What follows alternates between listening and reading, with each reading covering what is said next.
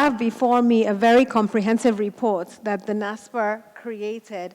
It's called the Comprehensive Review of the Institutional, Regulatory, Legislative, and Associated Instruments Affecting Businesses in Nigeria. It was completed in January 2016.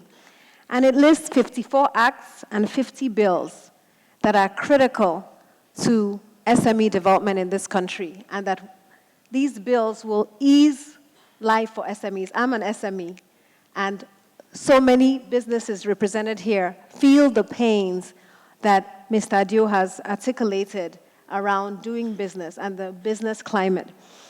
What have you done with this report, and where does it stand now at the Senate? It actually came as a follow-up to last economic summit.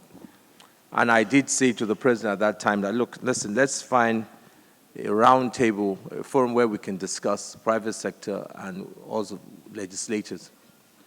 You know the kind of environment you need to stimulate business, grow SMEs, etc. Most of our laws in the country are outdated, if you see most of them. And if we work together, we can identify and prioritize the ones that are what we call high priority, low, and medium. And basically, that's what the report did. And since we got the report, we've tried to identify the high priority ones. And I think, well, as you said, I thought there were 45, or probably more than that. And we're just taking them one by one. I know we've passed a few so far to do with things like bankruptcy, credit scheme in the agri sector, credit guarantee, especially for the small-scale farmers. We're looking at CAMA at the moment to see how we can, shorten that process. We're looking at warehouse receipts. We're also looking at electronic transactions. So basically what we're doing, just working through that report. And our plan is to ensure that at least, before the end of our session, we'll have substantially dealt with most of the important. So really, it's a document. I don't know whether the committee distributed copies of that document. And I think it was a well-produced document that basically just lists all those bills. And all we're just trying to do is work through that. And it's a work in progress. But I think the advantage is, one, for the first time, we're truly engaging with the private sector. For the first time, we're guiding our actions based on need. It's not a case of where we're just passing laws that have no relevance to people's lives or businesses. Many Nigerians, though, are very frustrated with the pace of progress at the Senate and the House, and specifically at the Senate, which is your purview. What would you say it will take to increase the efficiency and effectiveness by which the Senate operates, specifically for some of the bills? I think we've listed 8 bills that are critical for doing business in this environment, especially now when Nigerian businesses are hurting more than ever before. Well, we've identified 11 for now that we've kind of put on a fast-track basis. So as the 8 we've identified, PIB, for example. Unfortunately, we thought by now we should have passed the PIB. But unfortunately, PIB, the time we're deliberating about it was the same time we had the problems in the Niger Delta. And a lot of the senators from the South came up, and rightly so, felt that the timing was not the best. Because if you remember, one of the plans we have for PIB is to break it into different sections. And the only sections we're treating now was the petroleum governance part of it. And our fear was that those in the communities who were thinking about the issues as regards their communities, there's no reference to them in that bill. And without proper advocacy and enlightenment, they might get the wrong impression that the PIB we want to pass now has nothing to address community issues. And with what was happening in the Niger Delta, we said we should step it down.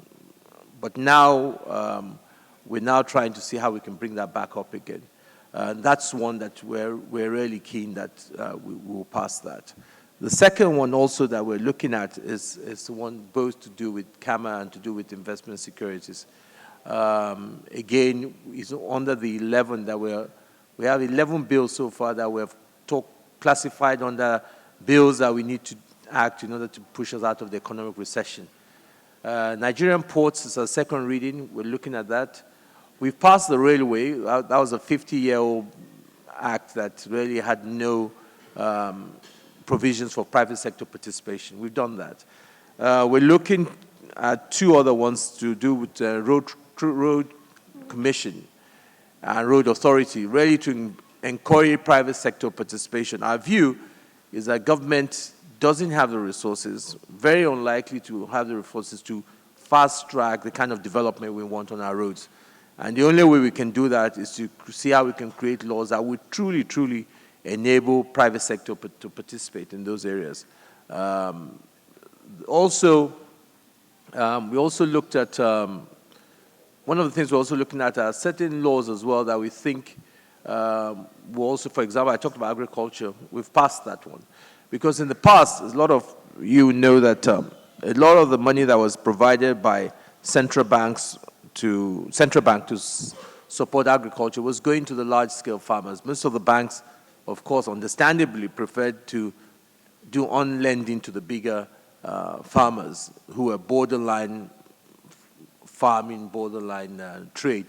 But what we try to do now under the Credit Agric is to really reduce the minimum amount and try and encourage it mainly to small-scale farmers.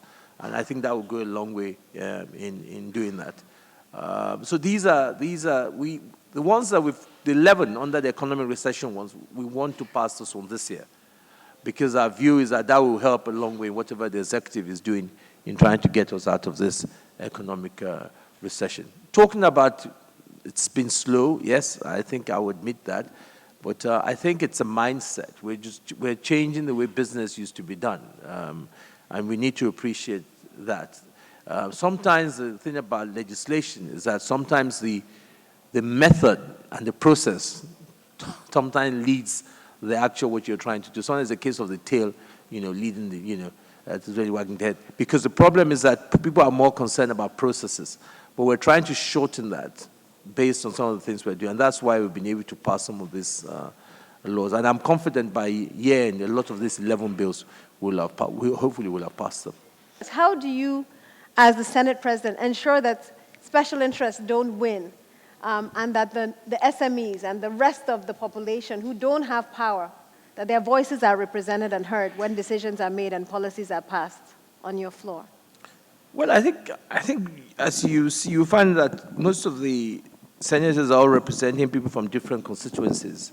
And I really don't see that much in passing some of the laws, because some of the laws that affect SMEs also have value also for the big companies. I don't think our economy has developed to that stage yet where some of the issues we're talking about, I mean, if you're talking about infrastructure, it's good for the SMEs as well as good for the bigger companies. If you're talking about the PIB, if you're talking about, I mean, agriculture is one good example I just talked about, where we had to think about the interests of the small-scale farmers, because before, most of the agric money you see are going to the bigger. So that's one where we had to single out to see how we can support.